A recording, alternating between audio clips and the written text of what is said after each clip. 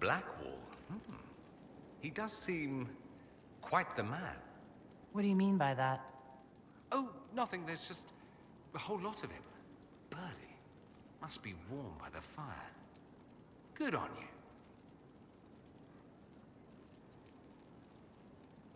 I'd like to ask you about Tevinter. Ah, yes. Everyone outside the Imperium always seems quite fascinated by it. Probably why they come up with so many ridiculous tales. Flying cows over Minrathous. That's madness. All right, that one's actually true, but the cows didn't have wings. I digress. Anything in particular you wanted to know? Corypheus is a figure out of Tevinter history. He was a magister. Yes, but that was a different time. The Imperium's power was at its peak then. The Civil War had ended, the Magisterium was united, its armies scooping up bits of Thedas like candy. The Magisters who entered the Black City, it was a demonstration of how exceptional Tevinter had become. But who were they? No one knows. There's no record of a Magister named Corypheus. All this happened 1400 years ago, before the Blight nearly wiped us out. There are no records. Today, people half believe it's all just a story. That's what I believed. We have evidence the story is very much real. But not who Corypheus is. If he even remembers. There used to be families who claimed some of those Magisters as their own. That stopped when the Chantry appeared. Then it was shameful, and the families distanced themselves from the tale. All we know is that some men and women entered the Black City looking for the old gods. What did they find? According to Corypheus, nothing. And only he could tell us more.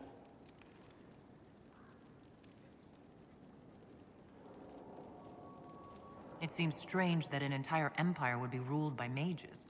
I find it strange that your mages don't rule anything at all. Actually, the fiction in the Imperium is that mages don't rule. The Magisterium rules. That magisters are all mages is considered a convenient technicality.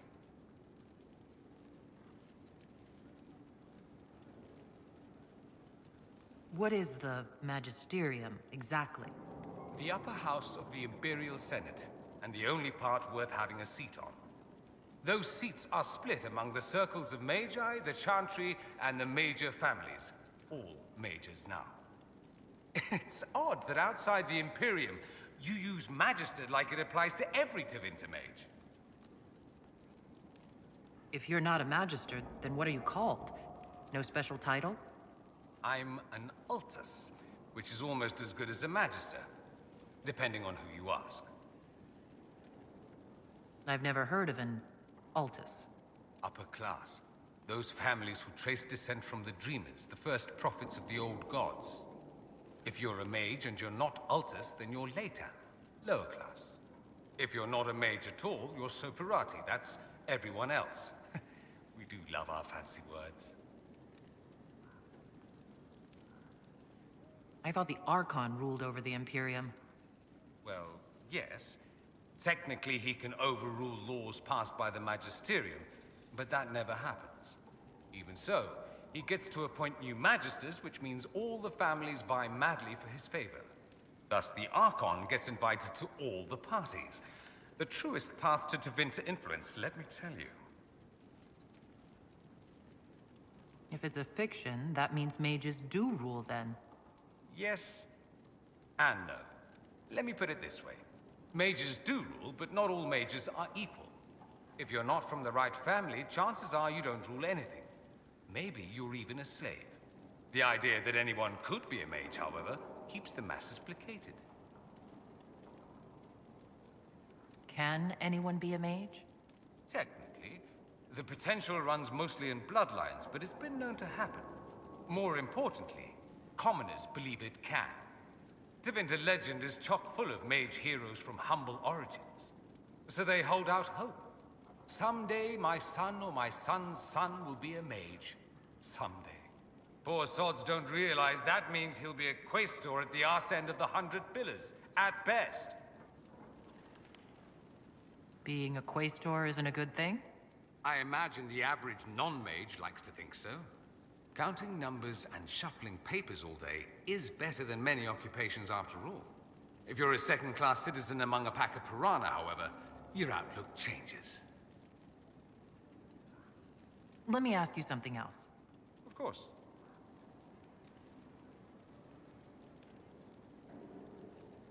Anyone who talks about the Imperium mentions slavery. It's the center of the slave trade. Ah, that is true. And? Did you have slaves? Not personally, but my family does and treats them well. Honestly, I never thought much about it until I came south.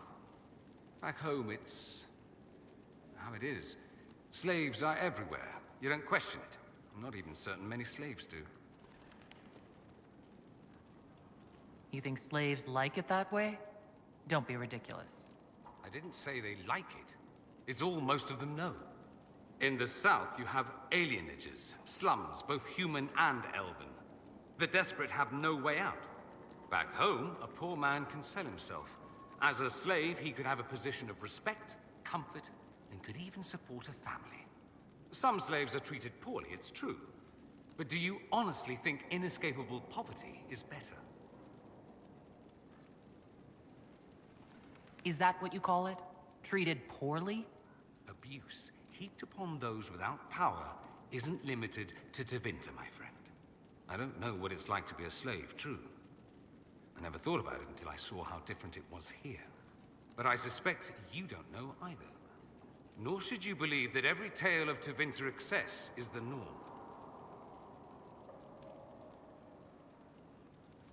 There's an Imperial chantry, isn't there?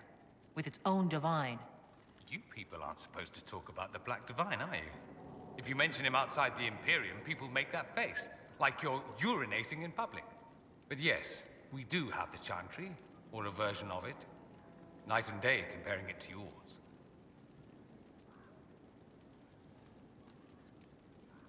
Is the Imperial chantry so different from ours? Not in theory. The main difference is in the whole magic is meant to serve man, not rule over him business. Back home, ruling the unwashed masses is serving them, for the good of the Imperium.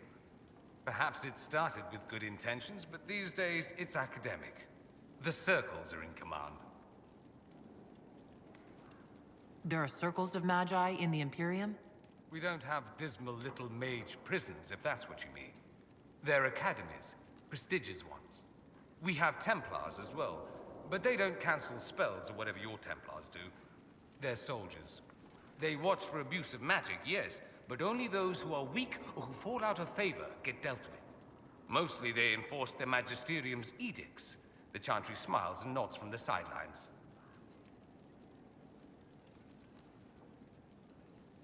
Do you really call him the Black Divine? We don't call him that, oh no. In the Imperium, he's the true divine.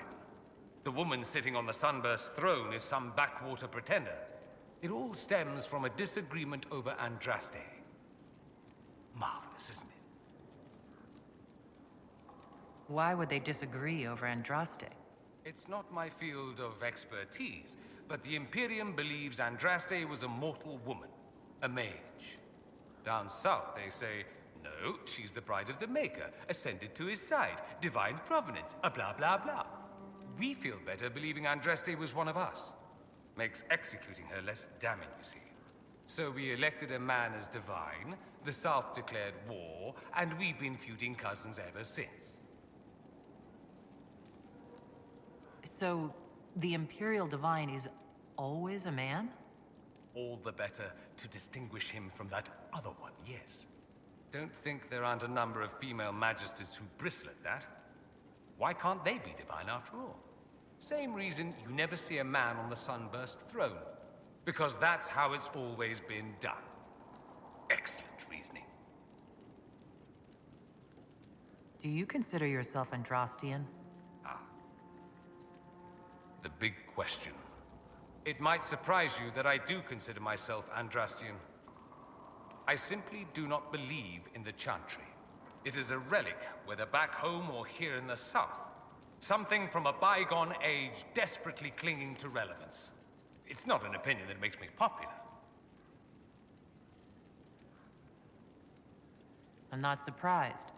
It's not an opinion you should share. You did ask, if you'll recall. I'll say this. I may not believe in the Chantry, but I believe in you. In me? That the Maker sent you, whether through Andraste or fate. Cassandra is not wrong. You saw that in the future, without you, Corypheus prevails. You are our bulwark against evil.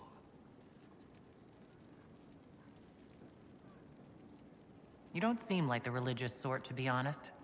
If you define religious as sitting in a chantry and listening to a blithering hen tell you how to live, then no. If you define it as believing in the possibility that something larger than yourself exists, then yes, by all means. The world is bigger than I, even bigger than you.